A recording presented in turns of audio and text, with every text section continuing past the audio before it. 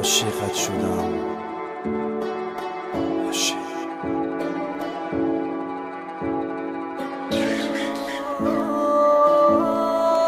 هر یک حرفوش خنده هوش در یاد من، نغمه هوش و چشموش در یاد من، یکی فریاد کند یاد کند یار من، دیگر چی سود که پرسد او از حال من.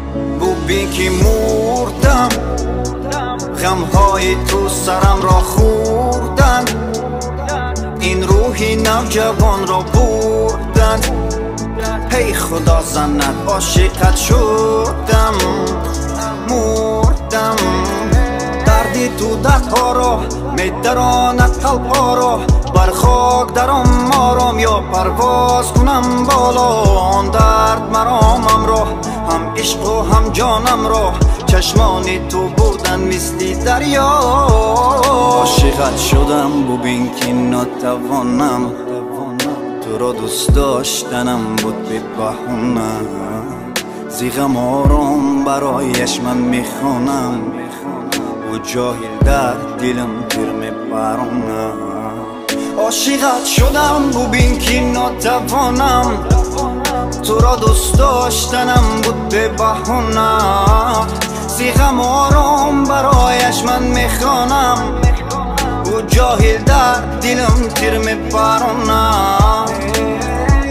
چرا مردم مو به رحمه یو به رحمه یو به رحمه، درون دل پوری زخمه یو به رحمه. حیاتی من غم و درده پوری زخمه. خدایا کمکم کن که او من را نمیفهمه. خانه غم برایت ساز کنم، هنگامی مرگ تو را احساس کنم. الماسی من عشق تو را راز کنم، کار کنم شنوی آوازی من. خانه غم برایت ساز کنم، هنگامی مرگ تو را احساس کنم.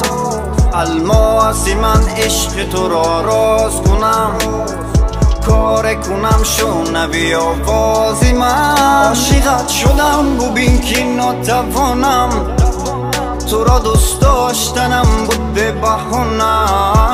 زیغم آرام برایش من میخوانم، و جاهل در دلم تیر میبرونه.